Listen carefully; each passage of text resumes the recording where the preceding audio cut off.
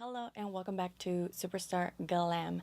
My name is Janice, and in today's video, I just thought that I would share a few items that I have in my collection that are pretty old, actually, really old, but I don't use it, first off, and two, I haven't really gotten around to get rid of it, and a lot of it I hold near and dear to me because it takes me back, and it takes me back to a time when I remember it was fun times. It was when I first discovered high-end makeup, Sephora. Yeah, and Sephora has been around. If once I thought about it, once I was going through a lot of these things, they've been around for a really long time. And sad to say and admit that some of these products are probably older than many of you watching.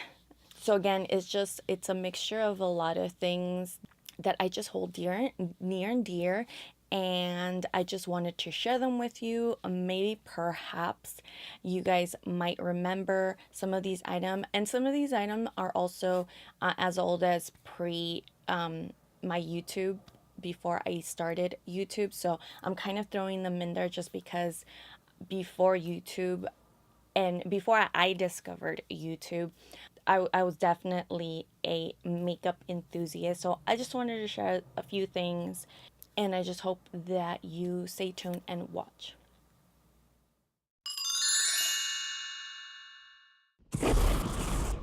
Okay, so some of these I had to do a lot of research to remember when it was exactly that I picked these things up, and it was a little bit hard just because as far back as I can remember, some of these items are from like the late 1990s and early 2000s. So it wasn't as popular back then to document or do blog posts even on certain makeup, and not as it is now. Now if you Google a product, you will get tons of feedback from websites to YouTube videos, so you have an array of information out there. But back when, we didn't really use that. We used more like magazines or just even just shopping. I remember I used to shop at, I got this at a Fashion Q. I don't know if those still are around.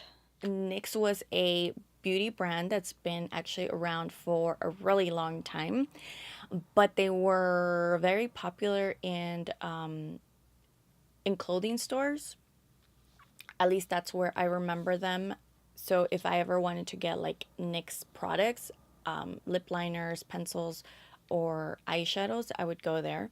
So this is one that I've actually held because I don't know, I just really liked this eyeshadow, and it's a single eyeshadow pan. I've actually removed it from its packaging. I've depotted it, and it's the NYX eyeshadow in purple, and this is what it looks like. So it's really pretty shadow. It has like a lilac, but it has like a blue shift to it. It's really pretty. So I've held on to that for a long time. So I think I may have gotten it in like the late 90s. That's probably the oldest item that I have. The next items are kind of in the early 2000s. I believe it's between like 2001, 2002. I would go to Sephora and I would spend my paycheck pretty much at Sephora. So this one, I was able to do a little bit of research, and it states that this was released in 2001. the best I can do was that the palette is called Dilusional,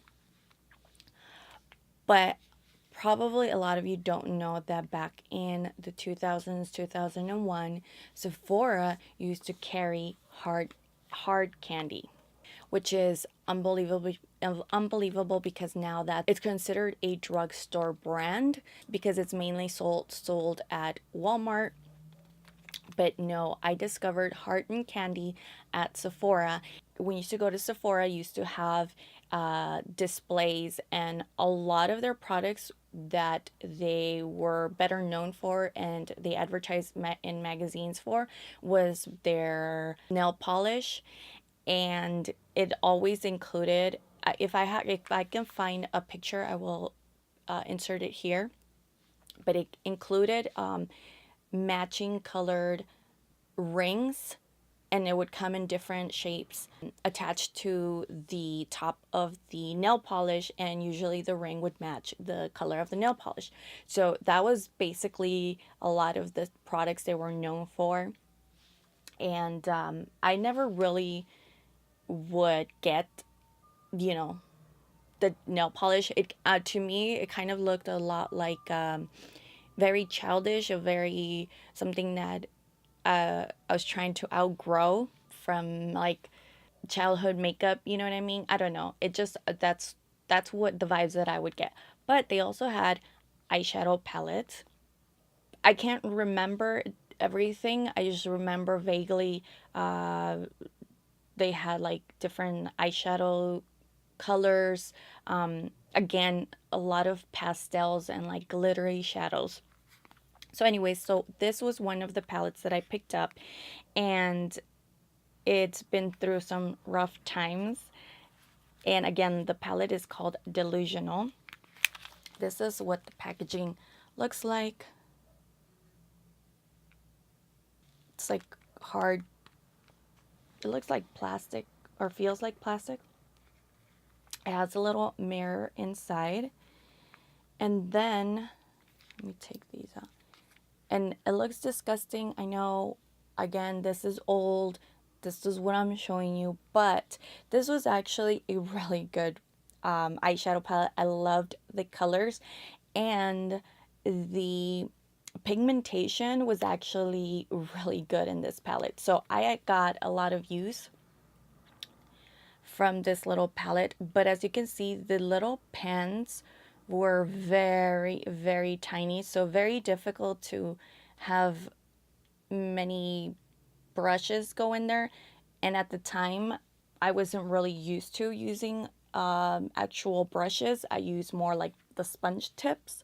It did come with like little mini, this actually, it already dissolved. It was like a dual-ended sponge applicator, but the sponge actually dissolved.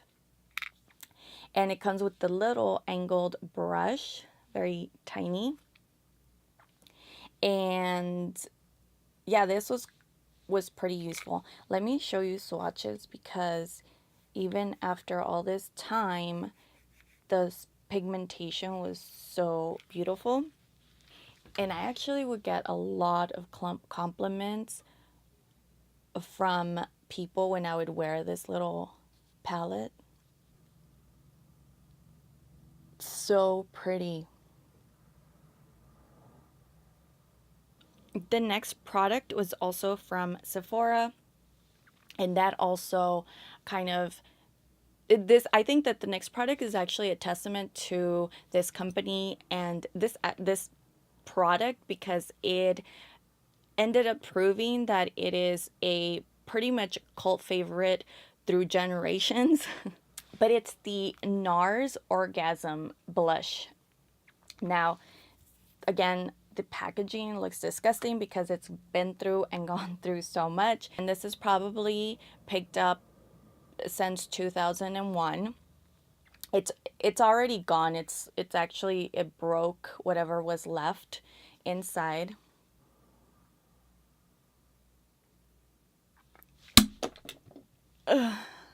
It actually fell apart. The packaging fell apart. But anyways, so this was their most popular and most sold blush back then, and if I'm not mistaken, it probably continues to be, especially since they've tried to kind of like relaunch it and be and make it popular again with this whole like matching lip gloss and matching lip balm and lipstick, and what else did they have, like that shimmering powder. So I think they were trying to revamp it or make it popular once again. But yep, that was my first ever NARS blush, was Orgasm. So the next product was, I think, was the most exciting for me because it was when I discovered MAC. Again, it was back in like 2000, 2001. I was so impressed and amazed by this brand because at that point, the only makeup that I knew about was from the drugstore and even Avon, like whatever my mom used to shop at or whatever. That was the extent of my knowledge when it came to makeup. And so my mom had a lot of drugstore products. And what used to annoy me the most, I'm trying to be polite, was when, like, for example, I remember I was in high school and I wanted an eyeshadow from the drugstore. The shadow was so beautiful. It looked so, it was just the perfect shade of blue. Like it was like a royal blue. And I was like, I want that on my eyes right now. So I bought it, or my mom bought it. I don't remember. The point is, I was so disappointed when I put it on my eye and I was like, what is this? Doesn't look like on what's on the pan. I think that's the worst, when you're so disappointed, like you're so looking forward to something to be true to its color, whatever it looks like on the pan, and you want to put that automatically onto your eye. Well, that's what happened, and that's basically where it started with my whole disappointment with drugstore products. And I was like, anti drugstore, which I do have to say, they have come a very long way since then. But anyway, so when I discovered MAC, I was like, what is this stuff? Because I would actually swatch it and I was like, what? So my first ever shadow that I purchased from MAC was this one. And it was I think it's called Eel. It is so turquoise.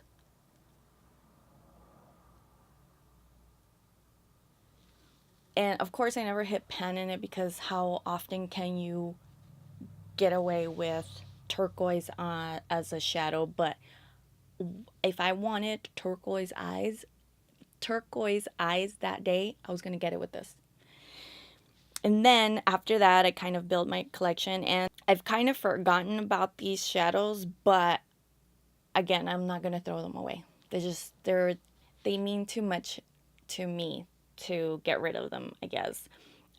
So I just remember thinking that paying, I think it was like $16 for an eyeshadow. I was like, ugh, I could only purchase one or two at a time.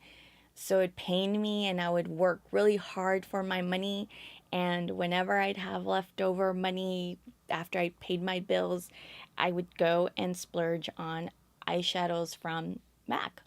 So the second one I got, I think this one's called Contrast. It's another blue. It's more like a shimmer, I think. Oh, it doesn't even swatch, but yeah, it's like a like a blue metallic. The other one is called Humid. Okay, these are called Frost. Yeah, all the ones I have are Frost. So this is Humid. Is this really pretty green.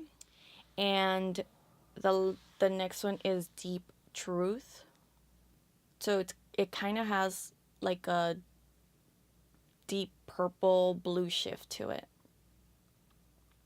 And I think I would just alternate my looks with that, and I can't remember what else I would use at that point. Okay, the next item, I also remember really not even doing much research, just wanting something high end, something luxurious. So I went to Nordstrom's, we were shopping, and I saw this item from the Dior counter.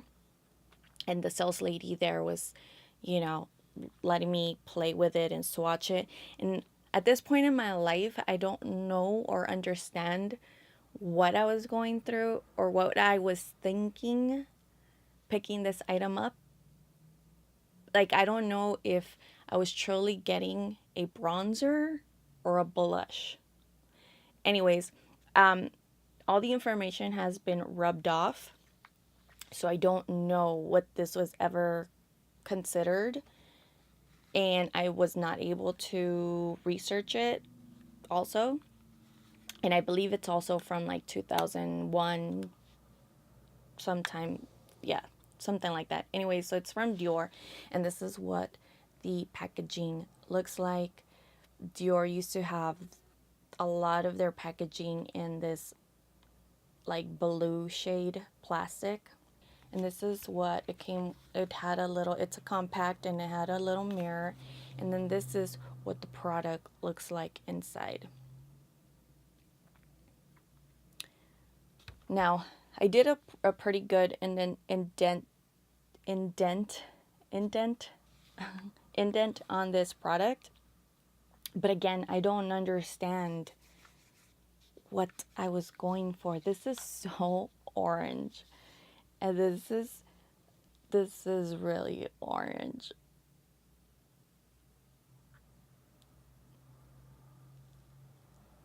And I really used to think I looked cute wearing this. I don't understand. This is not, this wouldn't be my bronzer, but I think I would apply it more like a blush. Yeah, so this is one of these products that I remember picking up, and it was really expensive. It was like over $50. So that was a lot. It still is a lot. I don't know what I'm saying, but yeah. Back then that was a lot. Okay. I didn't research this product, but if I had to guess, I would probably guess that I purchased this back in 2000 and I don't know, like probably 2011, 2012. So it is a lot newer than all the other items I've mentioned. And it is an item that I've actually hit pan on. But I don't know, I guess I kept it around because I thought I would repurchase it, but I've moved past it. But I used to love this blush. It's from Tarte. It's the Air Blush Maracuja Bouncy Blush in Shimmering Poppy. And again, it's one of these items that I ask myself, why was I wearing this? It's a cream blush, and it came with as a set with a dual fiber brush, so you'll actually maybe even see some little hairs in there, but it's this little purple packaging, and then it's little compact with the mirror, and then this is what the item looks like inside. But I remember it's actually pretty, it has like a bit of like shimmer. I'll put it in heavy. So obviously applying it with a dual fiber brush wouldn't be so intense. But I just remember getting a lot of compliments when I would wear this blush because it kind of it was all the only item. Actually, sometimes it was the only item I would wear. I would maybe put some mascara, moisturizer, and then just pop this on my cheeks, and I was out the door. So I think it gave me like a flushed look. Okay, I think we're coming down to the end, but the next two items are, I think, from 2013, maybe. Too Faced is another brand that I remember when I first started going to Sephora. It was one of one of the brands that has always been there from from the beginning. Too Faced, NARS.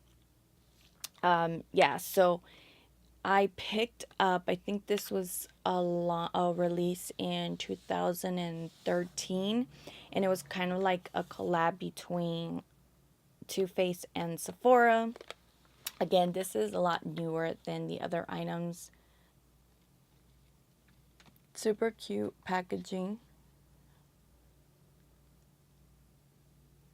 I didn't really use it much because the colors were kind of a little out there. So I didn't get much use of this eyeshadow palette.